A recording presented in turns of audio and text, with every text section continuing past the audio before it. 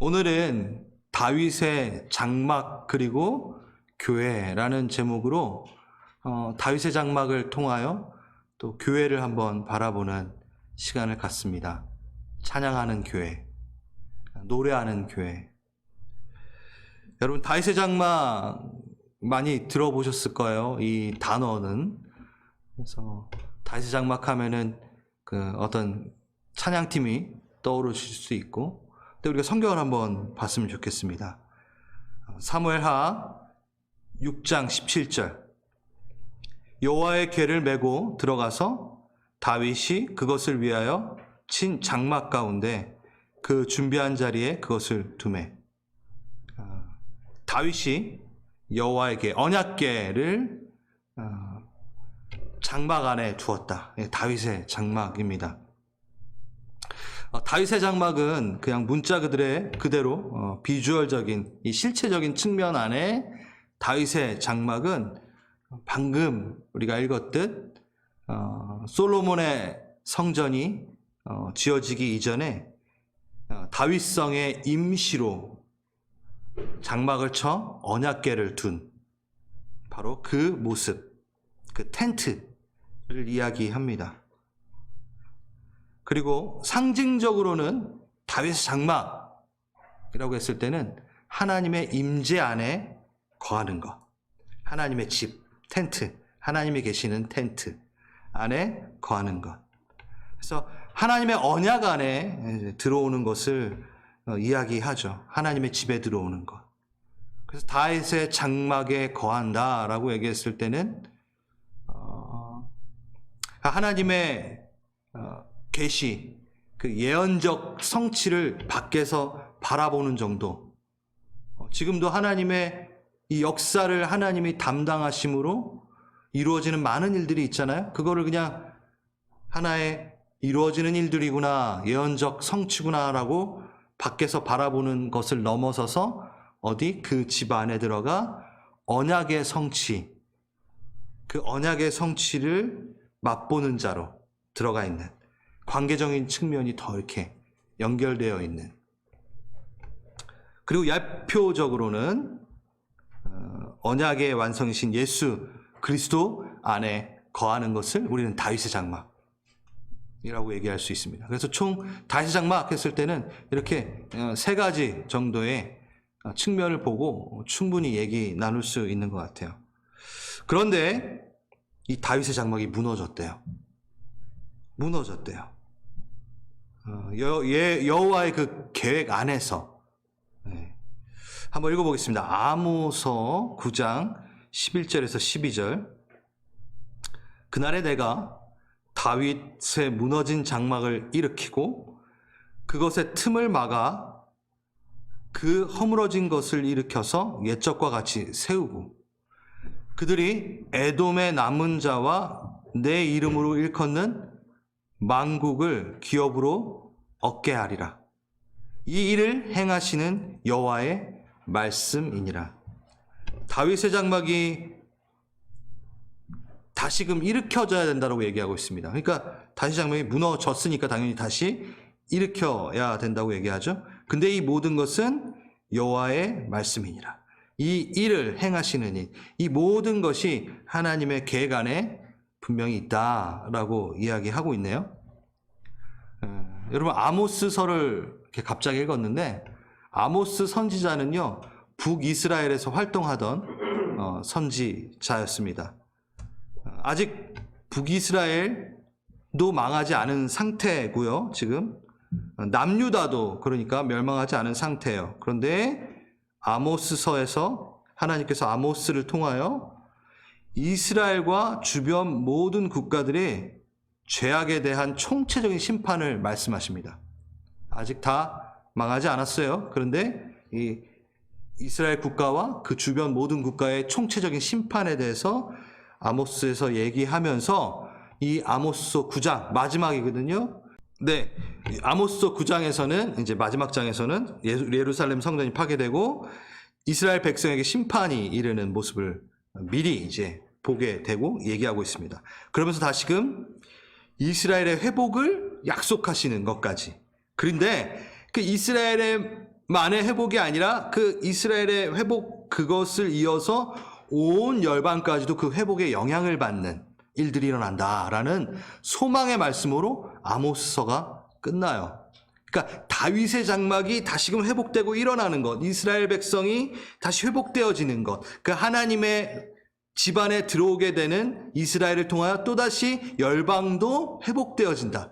다윗의 장막이 회복되어졌을 때 누리는 것은 이스라엘뿐만 아니라 온 열방까지도 그 유익을 누린다라는 이야기가 아모스서 9장의 마지막에 이 이야기인 것입니다. 여기까지만 봐도 다윗의 장막이 이 신약의 교회와 깊은 연관이 있는 것을 우리가 눈치를 챌 수 있을 것 같아요.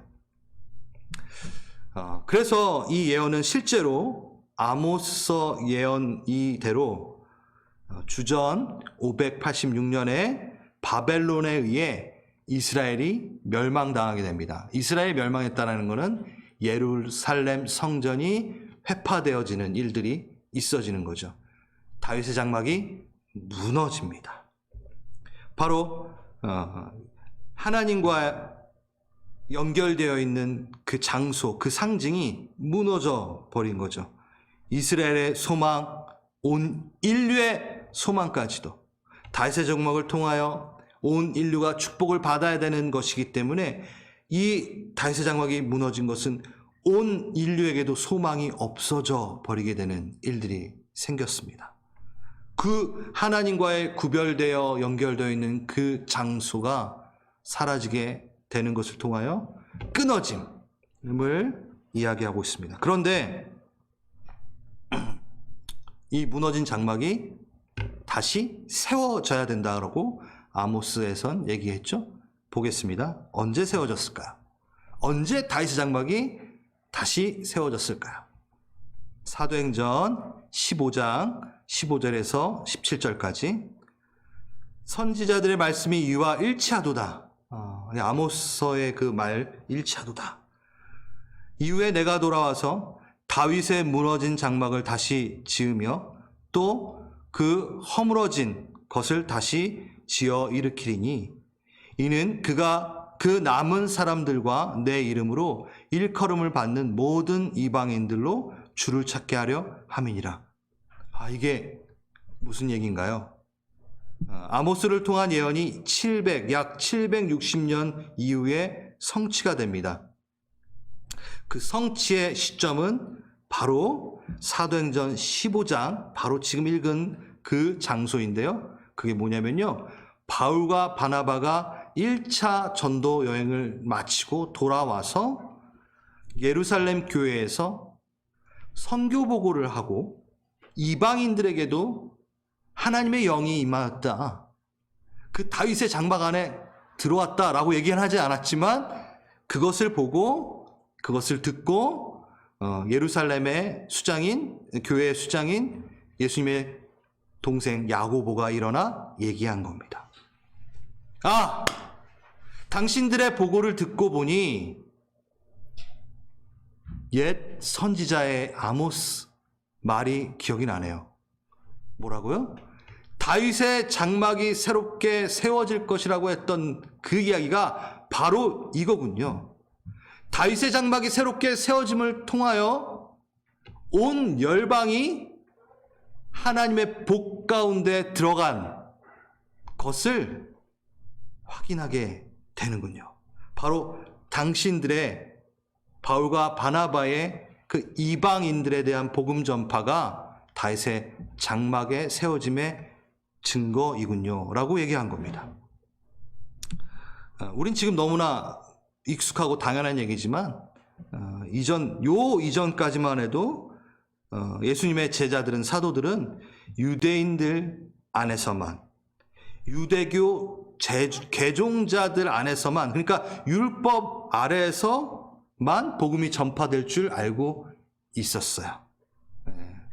바울의 서신서는 바울이 돌아다니면서 쓰고 그 다음에 훨씬 나중에 그 다음에 복음서는 바울의 서신서보다 더 나중에 쓰여졌죠.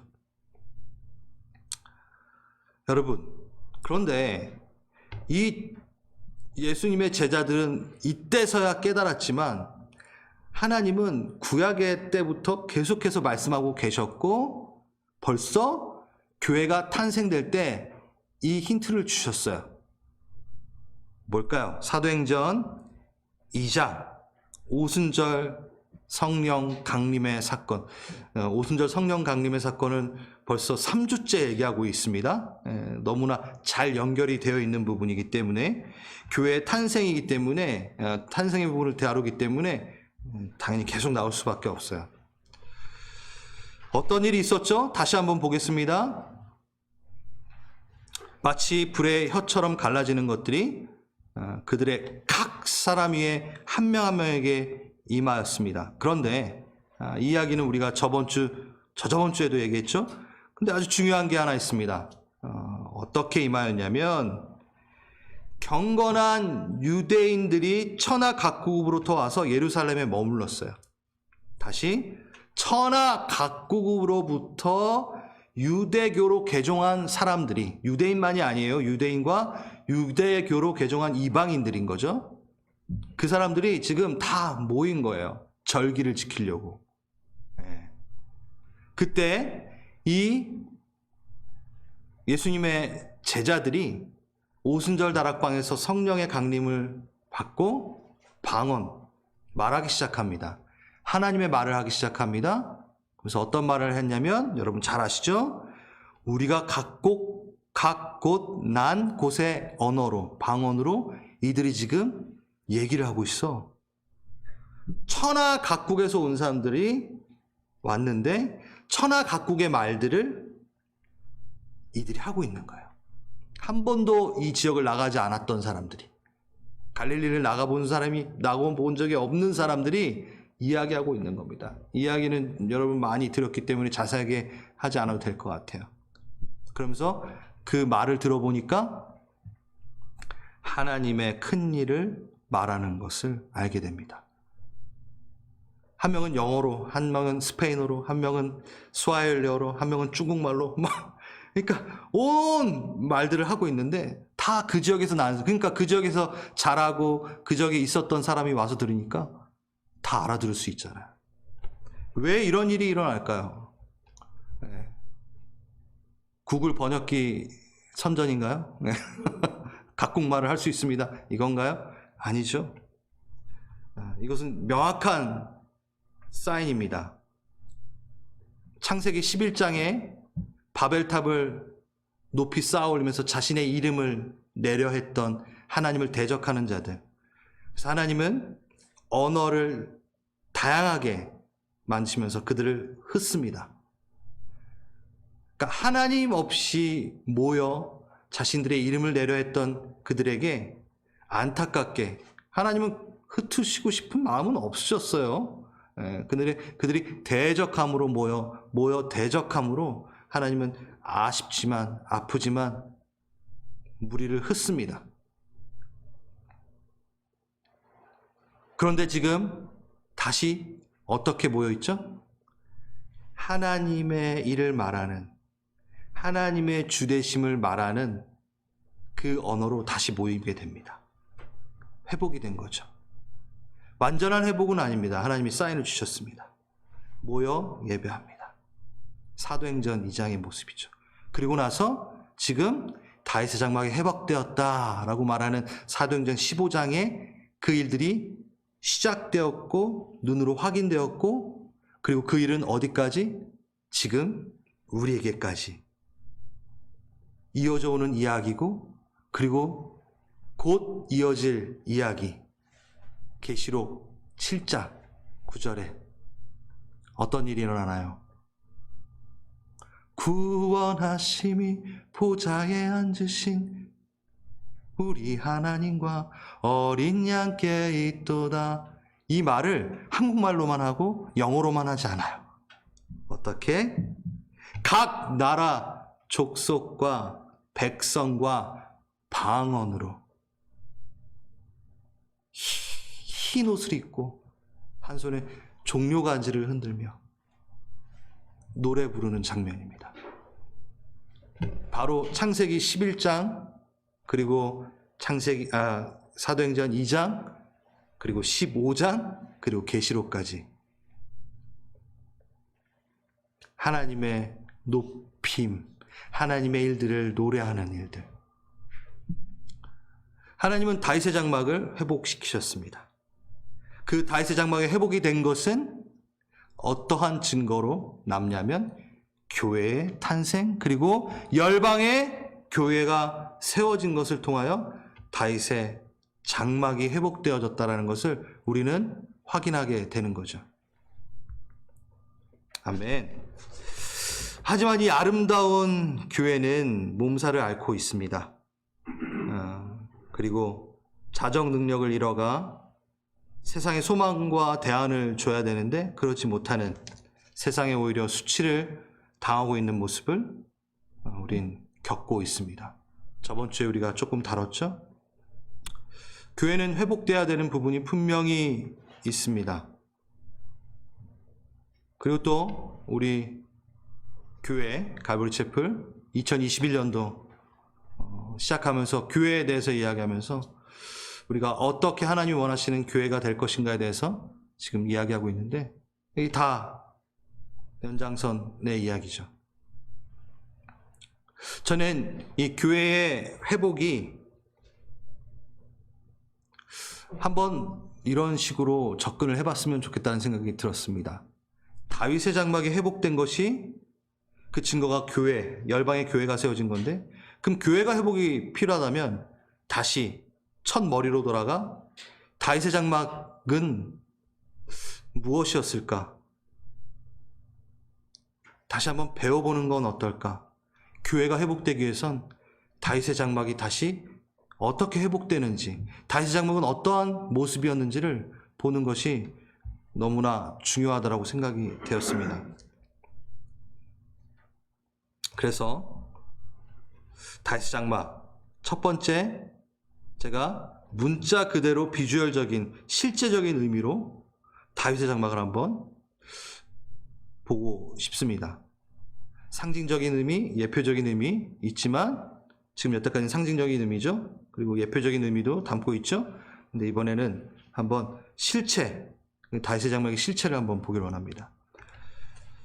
아까도 말씀드렸지만 임시 텐트였어요. 그 안에는 뭐만 있었죠? 언약궤만 있었습니다. 이 이야기는 좀 따로 저희가 수요예배 때 사무엘서를 하면서 이야기를 했었어요. 근데 수요예배 그때 다 여러분들이 참석하지 못했기 때문에 아주 빠르게 제가 훅 얘기를 하겠습니다. 이스라엘은 언약궤 위에 임하시는 하나님을 만났습니다. 그래서 그의 임재가 언약궤를 통하여 임한다라는 것을 알고 있었어요. 그래서 그 임재를 스스로 이제 왔다 갔다 그거를 그거를 움직이면은 그의 임재를 조정할 수 있고 데리고 다닐 수 있다. 하나님을 데리고 다닐 수 있다라고 착각하기 시작합니다. 그래서 전쟁을 나갈 때 여호와 언약궤를 앞세워 나아가죠. 왜? 전쟁에 이기니까. 그냥 하나의 부적처럼 언약궤를 취급합니다. 하나님의 임재를 취급합니다. 그래서 그렇게 다니다가 블레셋의 전투에서, 아벡 전투에서 언약궤를 뺏기고 말죠. 적들의 수중에서 언약궤는 돌려지다가 다윗이 왕좌에 오르자마자 기럇 여아림 아비나답 집에 있는 그 언약궤를 가지고 옵니다. 새 수레에, 자기 방법으로는 아주 좋은 방법으로 새 수레에 끌고 옵니다. 근데 그때 우사가 만지고 우사가 죽고 막 이런 일들이 일어나죠.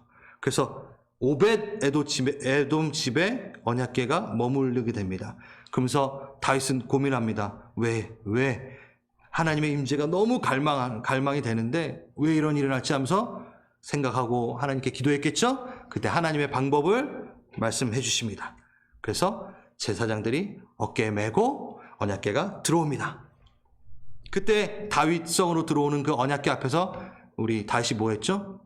다윗처럼 춤을 추면서, 그때 그냥 춤추고 싶었었던 게 아니에요. 오랜만에 춤 좀 춰볼까 이게 아니라 하나님의 임재가 이제 그 갈망했던 그 임재가 우리의 가운데 돌아온다 라고 해서 너무 기뻐 춤을 추죠. 근데 그때 뭐가 돌아오죠? 언약궤만 이제 돌아오는 거예요. 그래서 임시로 다윗성에 텐트를 치고 그 언약궤를 놓아 놓습니다. 모세의 장막은 기브온에 있어요. 그래서 다른 성막 기구들은 다 기브온에 그대로 있는 거예요. 성막 안에 있던 기물들은. 언약궤만 지금 가져온 거죠. 그래서 거기에 장막을 쳐놓습니다.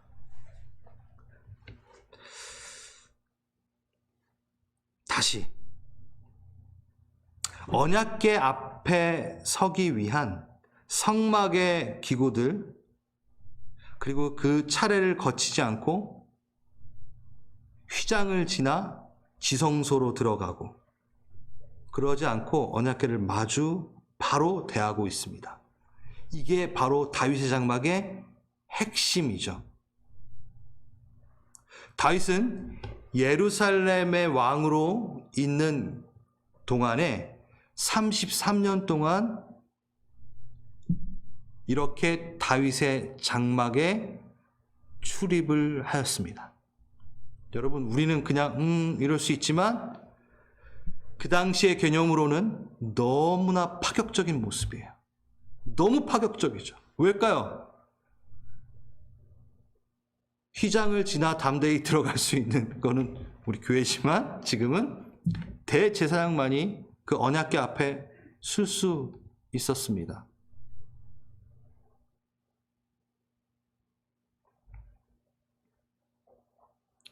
다윗은 왕이었어요.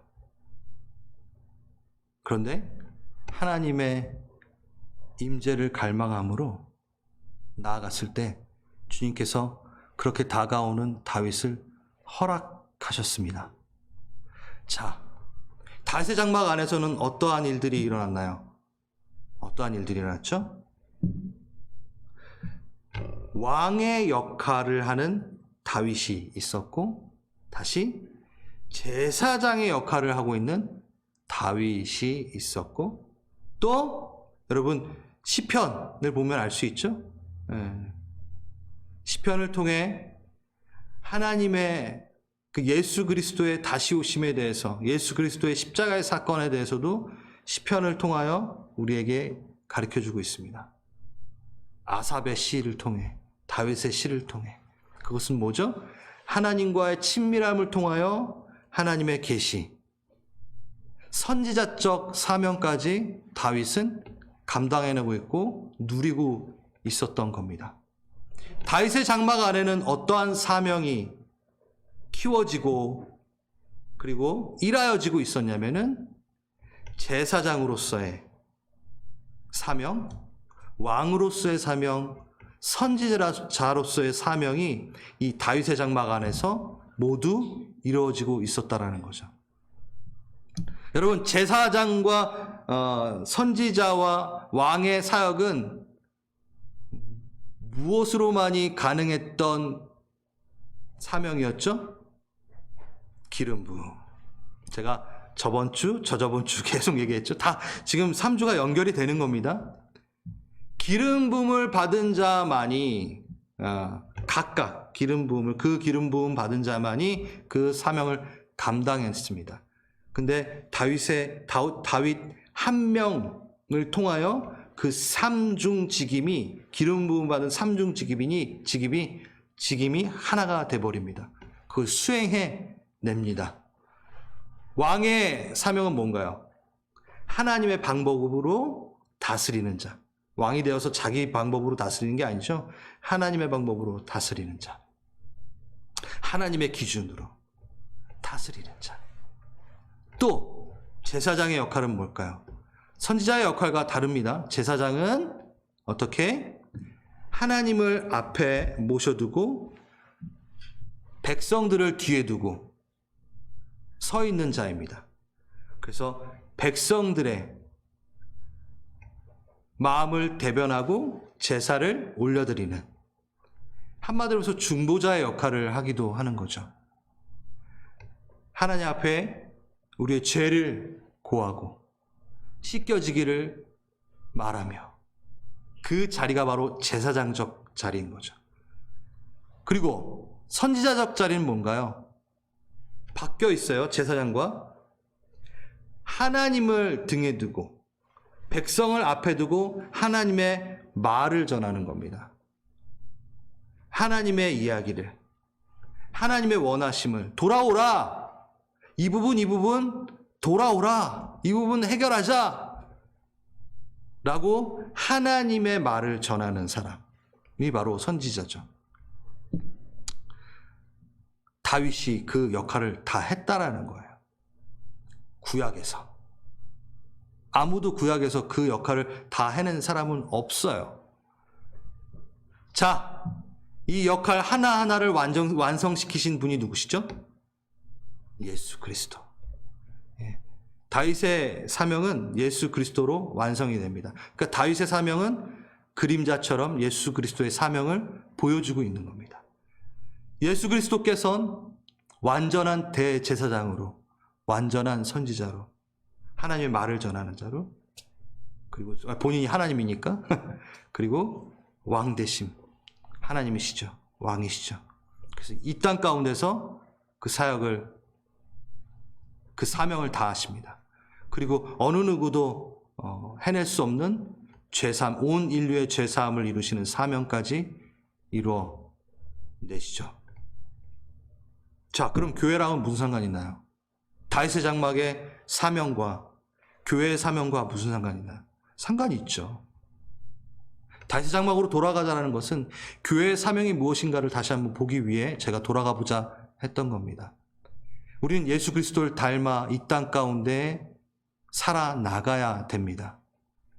예수 그리스도의 사역을, 예수 그리스도의 사명을 이어받아 우리가 이 땅 가운데 예수님, 작은 예수로 살아가야 되는 겁니다. 교회의 역할은 이 땅 가운데 대리 통치자로서, 하나님의 청지기로서 왕 같은 자녀된 그 권세로 이 땅을 하나님의 방법으로 다스려야 된다는 겁니다. 가장 작은 나의 직장의 자리에서부터 하나님의 방법으로 다스리고, 가정 하나님의 방법으로 다스려 나가는 겁니다.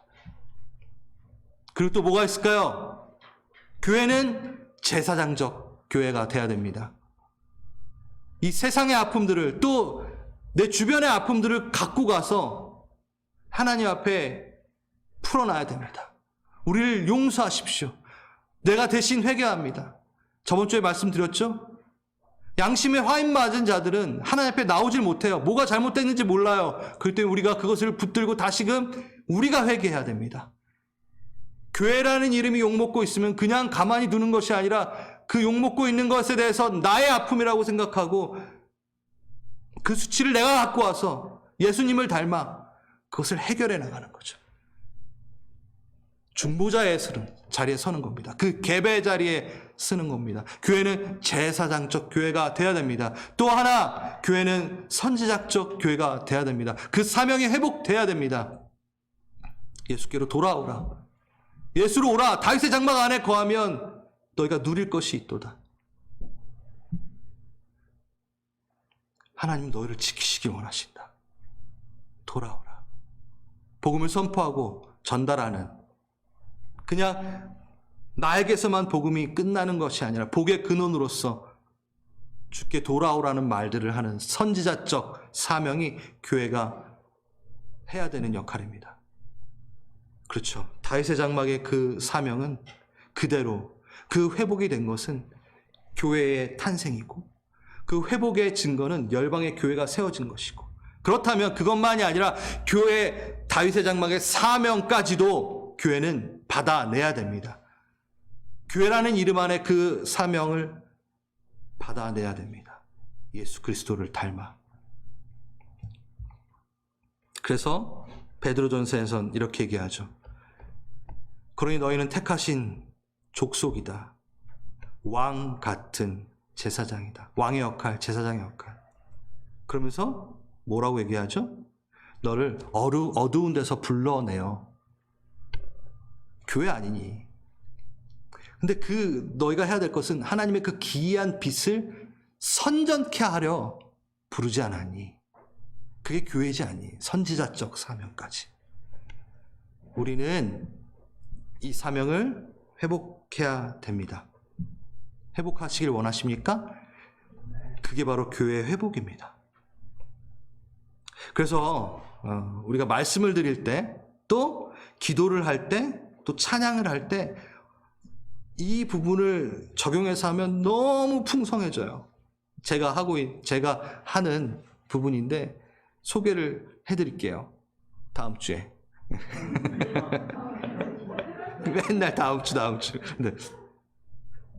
좀 힌트를 주자면 왕의 사명을 갖고 말씀을 보는 거고, 왕의 사명을 갖고 기도를 드리고, 왕의 사명을 갖고 찬양을 하는 거예요. 달라요. 제사장의 사명을 갖고 말씀을 보고 찬양을 하고 기도를 하는 게 달라요.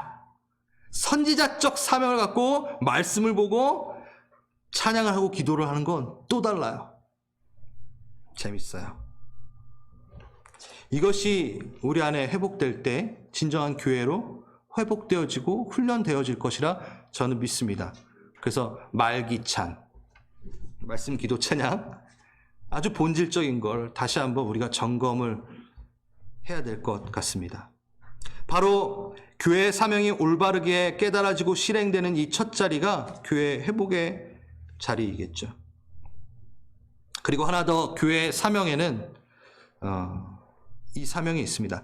이거는 수요 예배 때 우리가 이사야서를 지금 하고 있는데 이 부분을 다뤘었는데 이게 수요 예배 때만 다루기 아쉬워서 갖고 왔습니다. 이사야서 16장 5절. 다윗의 장막에 인자함으로 왕위가 굳게 설 것이요, 그 외에 앉은 자는 충실함으로 판결하며 정의를 구하며 공의를 신속히 행하리라. 이사야서 16장은요, 주위 열방의 각국에 심판이 임하는 것을 또 이야기해요. 아모스랑 비슷해요. 비슷한 거 똑같아요. 그러면서 모압의 심판을 얘기하다가 그 정중앙에 그 온 열방의 심판을 얘기하시다가 그 정중앙에 솟아있는 피난처를 얘기하는데 그게 바로 시온산을 얘기합니다. 그러면서 얘기하는 것이 다윗의 장막의 인자함이 이 모든 땅까지 회복시킬 거라는 얘기를 또 하고 있어요. 그러면서 그 다윗의 장막의 모습은, 그 왕의 회복의 모습, 그가 다스리는 예수 그리스도가 다스리는 그 나라는 어떠함으로, 다윗의 장막의 사명은 어떠함으로 비춰지는지 얘기합니다. 바로 충실함, 에메트로 이루어진대요. 예수 그리스도의 에메트. 여기서 에메트는요, 신실함, 진실함, 확실함, 확고함이라고 번역을 할 수 있어요. 그런데 여기에서 나오는 말이 뭘까요? 아멘이라는 말이 여기서 나옵니다. 아멘. 확실합니다. 그 신실함에 아멘합니다. 예수님의 확고함, 예수님의 신실함, 그 인격에 대해 말하는 거거든요. 그 예수님의 인격의 성품에 신실함이 있습니다. 확고함이 있습니다. 불변함이 있습니다. 이랬다 저랬다 하는 것이 아니라 확실하고 확정을 짓는 것이 분명히 있습니다. 그래서 그것으로 다스릴 때 우리는 하나님의 신실함에 내가 에메트에 나도 에메트로 화답합니다. 그래서 아멘 하는 거예요. 그냥 아멘 그냥 입버릇처럼 하는 게 아니라 뭐에 대해 아멘 한다고요?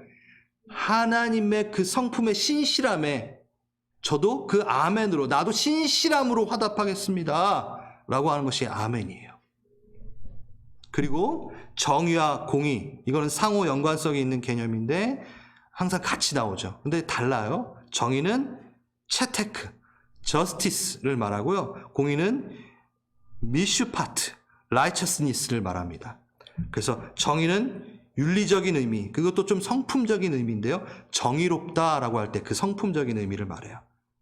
그래서 하나님과의 올바른 관계 안에서 정의로워지는, 그것이 우리의 사명입니다. 저번 주에도 얘기했죠. 우리 교회가 일반 윤리마저도 지키지 못하는 정의로움을 잃어버린 이 시대, 우리는 예수 그리스도의 그 사명을 닮아 우리는 정의로워져야 됩니다. 정의로운 성품을 갖고 있어야 됩니다. 그리고 공의는 뭐냐면 좀 더 공의적인, 공의는 또 공의적인, 그러니까 윤리적인 실행의 의미, 채테크보다는 조금 법적인 의미가 더 들어갑니다. 그래서 이때 뭐라고 해요? 공명정대한 다스림, 공의로 다스리소서 할 때 우리 공의를 쓰죠. 그래서 정의, 공의는 동일하게 같이 사용되기도 하지만 좀 다릅니다. 정의는 성품적인 부분, 그리고 공의는 실행적인 부분, 공의로 다스리는. 바로 이게 다윗의 장막이라는 거죠. 다윗의 장막의 사명이라는 거죠. 바로 교회의 사명이라는 겁니다. 이 전체성을 따라 구체화된 것이 바로 이 신약교회에 허락되어진 것이 바로 직임들과 은사이겠죠. 여러분, 직임과 은사들을 다 보십시오. 이 바탕 안에 이루어지고 있습니다. 이기적임이 없는 주님의 성품을 담는 그 안에서 직임들과 은사들이 설명되어지고 있습니다. 여러분, 다윗의 장막이 회복이 되었어요. 교회가 생겼어요. 만민이 기도하는 집이 생겼습니다. 열방의 교회가 있습니다. 그런데 그곳에 사명이 없다면, 그곳에 교회가 사명을 잃어버렸다면, 다윗의 장막의 사명을 잃어버렸다면 그 교회는 교회인가요? 교회일 수 없죠. 오늘 누가 이 다윗의 사명을 한번 받아보시겠습니까? 이 다윗의 장막의 사명에 누가 한번 동참해 보시겠습니다. 누가 교회의 사명을 다시 한번 붙들어 보시겠습니까? 여러분이십니다. 그리고 또 하나 저는 이 얘기를 나누고 싶습니다. 사명의 회복에 대해서 얘기를 했는데, 하지만 저는 진짜 중요한 것은 지금 말하는 것의 회복이라고 생각을 합니다. 뭘 말할 거냐면요. 왜 하나님은 모세의 장막이 회복되어야 된다고 말씀하지 않으셨을까요? 지상에 세워진 최초의 하나님의 처소죠. 아니면 솔로몬의 성전이 회복되어야 된다고 말씀하시지 않으셨을까요? 웅장하고 빛이 납니다. 멋있습니다. 이왕이면 저는 모세 아니면 모세의 장막 아니면 솔로몬의 성전이 회복되어야 된다고 말하는 것이 더 멋스러웠을 것이고 그 의미가 더 있을 거라고 생각을 했는데, 다윗의 장막이에요. 다윗은 임시처소였어요. 너무 초라했어요. 그래서 다윗마저도 나는 다윗성에 머물며 좋은 곳에 있는데 하나님의 이 천막, 하나님은 천막의 양이 있구나라고 초라함을 말했었습니다. 그런데 왜 하나님은 다윗의 장막이 회복되어야 된다고 말씀하셨을까요? 이것은 다윗의 장막의 형태의 회복보다는 그 사건의 회복, 다윗의 열정, 다윗의 마음을 이야기하는 겁니다. 다윗의 장막이 회복되어야 한다는 것은 그 형태만을 말하는 것이 아니라 다윗이 지금 행하고 있는 이 모습 자체, 다윗이 회복되어야 된다는 거예요. 다윗의 장막, 다윗이 회복되어야 된다는 거예요. 다윗의 열정과 다윗이 그 장막 안에 머물며 기뻐하며 불렀던 노래들이 회복이 돼야 된다는 거죠. 하나님은 휘장을 찢으시고 시공간을 넘어 자녀들에게 내려오십니다. 그거를 깨달아 안 자가 바로 다윗인 거죠. 유일하게 제대로 화답한 자가 바로 다윗입니다. 언약궤가 들어올 때, 다윗성으로 들어올 때 하나님이 시키지도 않았어요. 6걸음 가고 제사 드리고 6걸음 가고 제사 드리고. 여러분, 성경을 한번 제대로 읽어보십시오. 엄청납니다. 다윗의 다윗은 하나님의 그 임재가 너무나 갈망되었어요. 그 임재가 다시 돌아오는 것이 너무나 기뻤습니다. 그래서 33년 동안 그는 다윗의 장막을 출입합니다. 그런데 그냥 다윗의 장막에 언약궤만 덩그러니 둔 것이 아니었어요. 역대상 15장에서 17장까지 한번 여러분이 읽어보셨으면 좋겠는데, 거기 보면요, 노래하는 자만 4,000명이 있었습니다. 악기를 다루는 자만 4,000명이 있었습니다. 찬양팀이 무려 8,000명이 있었습니다. 힘내십시오, 우리 찬양팀 8,000명 될 때까지. 농담인데. 그리고 24시간 24개의 그룹을 돌려 24시간 동안 8,000명이 365일 33년 동안 그 다윗의 장막에서 예배를 드립니다. 정말 멋지지 않나요? 정말 뭐라고 해야 되나? 다윗의 이 열정은, 다윗의 이 예배의 열정은 누가 따라가리요? 다윗의 장막은 그래서 또 상징적으로 예표적으로 24시간 삶의 예배를 드리는 것을 예표합니다. 여러분 성전이시잖아요. 여러분이 다윗의 장막이 회복되셨잖아요. 여러분이 다윗의 장막이잖아요. 여러분 안에는 8,000명의 찬양 팀이 있으십니까? 그 안에서 시편을 노래하고 계십니까? 24시간 24개의 굽을 돌려가며 그 언약궤를 찬양으로 둘러싸는 하나님의 임재를 놓치고 싶지 않은, 한순간도 놓치고 싶지 않으니까 24시간을 지금 노래하고 있잖아요.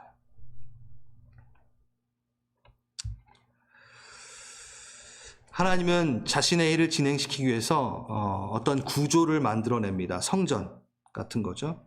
그래서 히브리서에 보면은 하나님의 뜻, 하나님의 그 구조가 그림자처럼 모형처럼 있는 것이 바로 성전이다라고 얘기하는 거거든요. 그러니까 하나님의 방법과 하나님의 뜻은 어떤 틀을 우리에게 보여주심으로 그것을 힌트를 얻게 하세요. 그러니까 다윗의 장막의 이러한 모습들은 그냥 열심히 했네가 아니라 하나님의 방법이고 하나님이 원하시는 기준이기 때문에 이 땅 가운데 허락하셨다는 거예요. 성전에 들어갈 때, 성막에 들어갈 때 문을 열고 물두덩이 지나가고 번제단이 있고 그 다음에 금양단이 있고 막 이런 모든 것들이, 금촛대가 있고 모든 것들이 다 의미가 있잖아요. 다윗의 장막의 이 행위는 다 의미가 있어요. 그런데 무엇보다도 더 의미가 있는 게 뭐라고요? 다윗의 마음이 큰 의미가 있다는 거죠. 다윗의 장막이 회복됐습니다. 교회가 회복됐습니다. 구조가 있습니다. 이 공동체가 있습니다. 이런 시간들이 있습니다. 이건 구조예요. 틀입니다. 자, 이제 뭐가 남았나요? 이 틀 안에서 사명을 다해야 됩니다. 그냥 덩그러니 교회만 있으면 아닙니다. 그럼 교회가 아닙니다. 그 왕적, 제사장적, 선지자적 사명이 이 교회 안에 있어야 됩니다. 근데 정말 더 중요한 거 누가 필요하다고요? 다윗이 필요합니다. 여러분, 오늘 누가 이 사명을 감당해내는 다윗이 되어주시겠습니까? 누가 이 다윗의 장막의 회복의 핵심인 다윗이 되겠습니까? 다윗이 되십시오. 그래서 새로운 시편을 여러분이 써주세요. 하나님 앞에 새 노래를 불러주세요. 여러분, 새 노래라는 것은요, 매일 새로운 가사를 쓰고 새로운 곡을 쓰라는 게 아니에요. 하나님 앞에서는 1시간 전에 했던 그 노래랑 1시간 후에 했던 그 노래가 다 새로워요. 그래서 새 노래예요. 그래서 24시간 나의 삶을 드리는 게 하나님께는 새 노래인 거예요. 이 상황, 저 상황, 모든 상황 가운데 계속해서 노래 불러요. 하나님을 찬양해요. 하나님의 들리기엔 그것이 새 노래입니다. 오늘 들었던 찬양, 그리고 내일 드렸던 찬양, 내일 드리는 찬양, 가사는 똑같고 곡은 똑같아도 새 노래입니다. 여러분, 새로운 시편을 쓰십시오.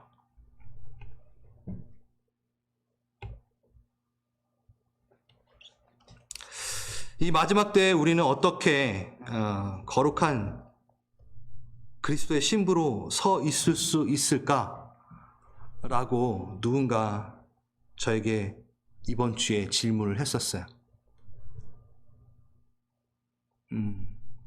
요즘 좀 시끄러운 거 아시죠? 전혀 모르시는 분들도 있는데 정말 카더라 통신부터 시작해서 실질적으로 지금 워싱턴엔 군사들이 지금 서 있고, 트럼프, 바이든, 거기 안에 막 음모론, 정말 여러 얘기들이 많이 있습니다. 그거에 대해 밝으신 분이 저한테 연락을 주셨어요. 우리는 어떻게 해야 되냐고. 네, 근데 전 이 말을 해주고 싶습니다. 거룩한 신부로 계시면 세상에 무슨 일이 일어나든 나든 우리는 정도를 걷고 있는 거죠. 거룩한 신부로 서 있는 게 무엇이냐고 물어오셨습니다. 제가 오늘 그 답을 한번 해보고 싶어요.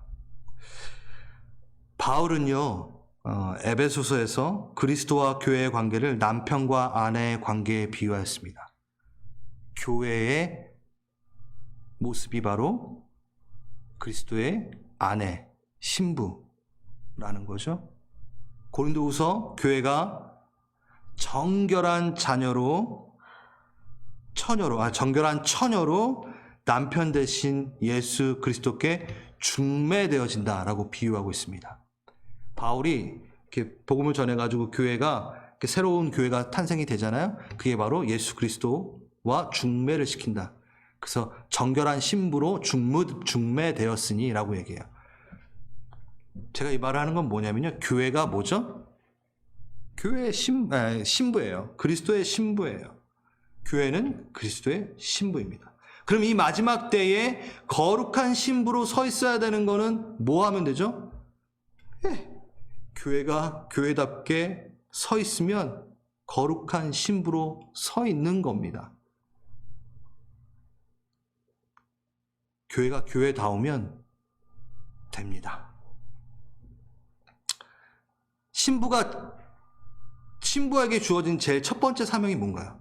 신부가. 네? 그렇죠. 어떻게 알아요? 아직 신부가 안 됐는데 우리 지자매님. 신랑, 신부. 신부의 첫 번째 사명은 신랑을 사모하는 거예요. 신랑을 바라보는 거예요. 주만 바라볼지라 정말 세상은 어지러울 거예요. 많은 일들이 일어날 거예요. 적그리스도가 등장할 겁니다. 맞아요. 그리고 세상은 더 어지러워질 겁니다. 근데 신부가 해야 될 일은 그거 보고 있는 게 아니라 신랑을 사모하는 게 바로 신부의 임무입니다. 그거 미디어 우리 보고 내가 좋아하는 오락만을 붙들고 세상을 바라보고 있는 것이 아니라 주만 바라보는 것. 그게 바로 거룩한 신부로 서 있는 겁니다.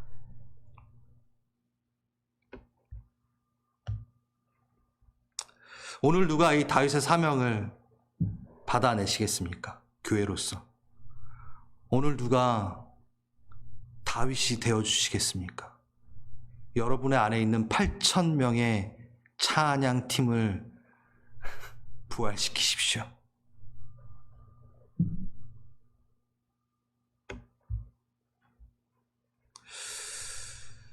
우리는 주님께서 주신 그 유업까지 가야 됩니다. 제가 이 얘기를 하고 마무리를 하겠습니다. 성경에서 출애굽의 사건은 어느 사건보다 중요하지만 거기에 그냥 머물러 있으면 절대 안 됩니다. 애굽의 종되었던, 죄의 종되었던 묶음에서 벗어난 사건, 그 자유함을 얻은 새 신분을 얻은 그 사건 자체 너무 중요하죠. 그런데 그렇게 출애굽만 한 상태에 있으면 계속해서 우린 광야만 돌 뿐입니다. 이스라엘은 어디까지 갔죠? 하나님의 유업의 땅까지 들어가는 게 목적이었습니다. 교회가 바로 그겁니다. 우리는 내가 구원받았어. 죄에서 자유함을 얻었어. 하나님 자녀 됐지. 라고 누리는 그것만 하는 게 교회는 아닙니다. 어디? 하나님의 유업을 향해 달려가는 것, 가나안의 그 약속하신 땅에 들어가는 것까지가 바로 교회의 유업입니다. 그걸 누리십시오. 왜 광야에서만 계속 돌고 계십니까? 그러시면 안 되죠? 그쵸? 거룩한 주님의 성산에 씁시다. 사단은 거짓의 아비예요. 그래서 이렇게 얘기합니다. 됐어. 그 정도면 됐지. 죄에서 자유함을 얻은 그 신분 거기까지만 가. 너 이미 성경도 많이 받고 기도도 많이 해봤잖아. 그러니 지금 삶에 지장이 없네? 그럼 거기까지 하면 됐지. 뭘 유업? 뭘 더 나아가? 속이죠. 속입니다. 아주 무서운 말이죠. 여러분, 교회는 복을 얻기 위해 다니는 게 아닌 걸 제가 말씀을 계속 드렸죠? 교회가 됐기 때문에 이미 그 복을 갖고 있습니다. 다시, 우리는 복을 얻기 위해 교회를 다니는 게 아니라 교회가 됐기 때문에 이미 복을 가지고 있습니다. 그러니까 복 받으러 교회 다니는 거는 잘못된 말이에요. 복을 이미 가지고 있기 때문에 교회가 된 거, 교회가 됐기 때문에 복을 이미 갖고 있는 거예요. 그러면 우리는 뭘 해야 되냐면 이제 그 복을 이제 나누는 거가 우리의 목표인 겁니다. 나에게 복 달라고 자꾸 하지 마세요. 복을 이미 갖고 계신다니까요. 예? 우리 하은이가 아이스크림 들고 아이스크림 먹으면서 아빠 나 아이스크림 줘 계속 이러고 있으면 안 되잖아요. 나눠야죠. 교회는 온 땅이 누릴 만큼의 복을 다 갖고 있습니다. 다윗의 장막. 교회는 다윗의 장막으로서 온 땅에 그 언약이 흘러 들어갈 수 있도록 이미 다 모든 것이 준비되어 있습니다. 속지 마십시오. 유업으로 더 나아갑시다. 그래서 하늘의 영역에서 너도 다윗의 장막 안에 거하여 그 뜻을 알고 걸어가고 있구나. 우리 선배들이 우리를 응원하게, 교회여, 그래 다윗의 사명과 다윗의 그 열정과 노래를, 그 찬양을 회복하고 있구나. 특히 다윗이 우리를 보고 응원하는 것을 우리가 들었으면 좋겠습니다. 네, 우리 다 함께 기도하는 시간 갖겠습니다.